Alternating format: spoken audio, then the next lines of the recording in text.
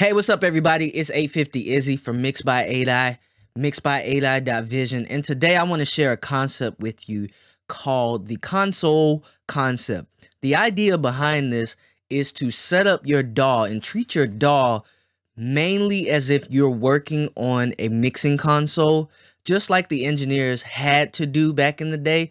We're now afforded the opportunity to be flexible with this, but we want to stick with what made these records what they are and what we know them as today.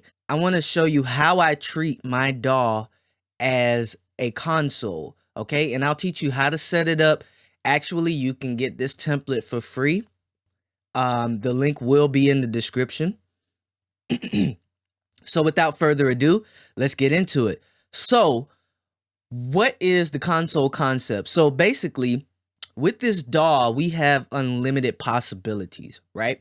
But I believe that with all of these possibilities, we can sort of go into analysis paralysis, and we can get caught up in the trying to fix the minor things that really don't move the mix forward. Mixing is all about balance, and once we understand that fundamental concept, it makes mixing and it makes making music a lot easier and a lot faster and a lot better. So how do we set this up? Most consoles are going to be 24 to 48 tracks, right? So if you're a new artist or a new engineer or a new producer, this might seem like far-fetched to you, and that's okay. Start with 6, start with 8, maybe start with 4 tracks. But the idea still remains that you want to be treating this like a console. My console setup that you see here is technically a 24 channel construct, but you may see 16 tracks in total, and I have 4 buses, a sub mix, and a main out. I set up my session to be 8 inserts, which are mono. So you have 8 mono inserts, right? And then you have 8 stereo inserts, which are going to be a left and a right channel. So that's 2 tracks spread out to 1. So if you got 8 of these 2-track tracks, you got a total of 16 technical tracks, right? So that 16 added to those 8 mono tracks is what's going to give me the 24 tracks. And from those 24 tracks, I have technically 8 aux tracks, but I'm counting it as 4 just for simplicity's sake.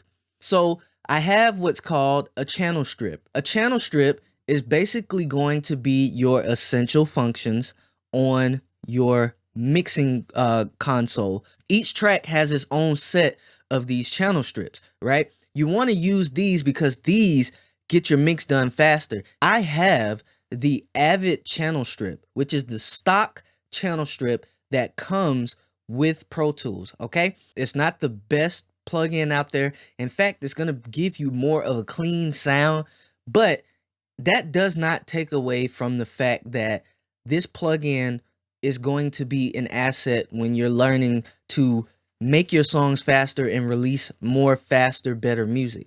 Okay, so I would start here. If you don't want to start with the channel strip, you can definitely use the stock EQ from Pro Tools and the stock Dyne 3 compressor limiter. It's the same thing. You're just going to have 2 plugins instead of 1 plugin. Start here. All right. So I have this 1 plugin spread across all 16 technically of these tracks. All right. And from there, I can just set up a mix and just get working. I can get going. I would also suggest you using the NLS channel to get that analog circuitry. This is just going to mimic, it's going to turn your sound into a non-linear sound. So it's going to make it, it's going to add a little bit of harmonics, but it's also going to add cohesiveness across all of your tracks when you spread it across all your tracks. And as you can see, I have it on every single track at the top, followed by the Avid channel strip. Next, we're going to move over to the aux sends, and I have 4 of these, which are labeled aux in, followed by 1 through 4. I either do one of 2 things, okay? Sometimes if I have a group of like tracks, like I have a group of lead vocals, that I want to affect, or I have a group of instruments that I want to affect at the same time, or even a group of effect sends that I want to affect at the same time, I'm using this. And this is basically just an aux track that I set up, and I routed each channel has a routing to this aux track. It doesn't mean that I'm using these all at once. It just means that when it's there, when I need it, if I need it, it's there. So I'm using these as sends because we're actually using these aux tracks as effects. For example, I may have a reverb on one track and I want this lead vocal to go to the reverb. Well, with this send, I'm able to send a copy of this signal. So I'm not affecting the original track itself. I'm sending a copy to this particular aux, and I'm able to get reverb. So I have this set to 100% on this reverb plugin. Again, this is the stock reverb, the D-verb from Pro Tools. Okay, but you'll see on this aux track, I also have the NLS channel, and I have that channel strip that allows me to affect the reverb and control the reverb however I so choose. You'll see in aux 2 I have the stock delay, and that's pretty much going to take you a long way if you know how to use it. Also, I'm using this aux because if it allows me to only set up one plugin and have everything sent to the same reverb in the same delay. So we're creating more of that cohesiveness, and that's what mixing is all about. On aux 3, I have what I would call an outboard gear at this point. I have the 1176, which is just effect compressor. Okay. It's a very fast compressor. So in this case, I would send a copy of whatever track that I want to use this on, and I would use this in parallel to the processing that I did on the original track. So I'm looking to get more of a punchier sound. I'm going for the parallel processing on this. So the possibilities are endless with how you can set this up. We're going to move over to another piece of outboard gear that I have on the last aux track, and that's going to be the Fairchild emulation. This is a Fairchild 670. It's a very mute compressor, so it's going to be a lot smoother. When I use this compressor, I'm thinking about glue, I'm thinking about smoothness. So a lot of what I would send to this track would be from the track itself. So as you can see, maybe I have a couple of lead vocals that I want to send directly into this aux. And so we're not, in addition to what we're affecting, we're sending the original copy into this aux track, and that way we can get the full tone of this vintage compressor. Okay, sounds beautiful, sounds magical. And this is a third-party plugin by T-Rex, IK Multimedia. It's a T-Rex plugin, and it's the Fairchild, well, VC670, but it emulates the Fairchild 670, and that's like a $20,000 compressor. You have it as a plugin. That's pretty much it.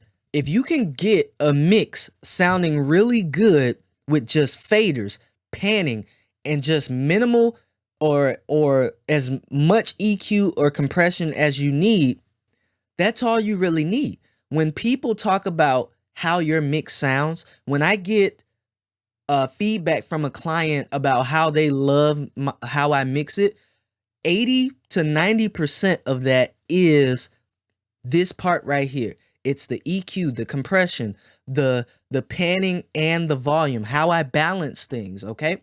So even when I'm sending copies to these aux tracks, it's all about balance, all right? So if we can keep that concept in mind, it makes our mixing much easier, much faster, much better. When I'm importing tracks in, if I have more than this, I use these stereo tracks right here, and I bounce down everything between these 8 tracks. So I have these 8 mono inserts, and anything that's mono gets sent here.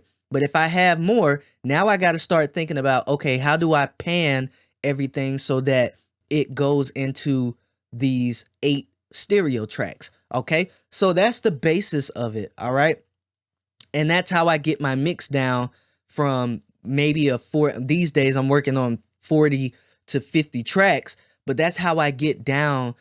I take that 50 tracks down to 24 tracks. The concept is to treat your DAW like a console, okay? And once you do that, you're going to become better, you're going to become more efficient, and you're going to crank out more music. You're going to have the mental capacity to crank out more music when you're not spending time focusing on the minor things that don't move the song forward. That's all I have for you today. This is part of my 7 concepts of efficient mixing. It's a guide that I created. So just for stopping by, I want to give that to you for free. In addition to this mix template, if you have Pro Tools, you're welcome to use this to get your mixes started. And I do think it is the free version of Pro Tools only allows 16 audio tracks, and we're sitting right at it. So let me know. Use this. I got it in the link in the description. Also, that guide is in the description. So I'm leaving you with a bunch of freebies. Until next time, catch you in the next video. Thanks for watching. Peace.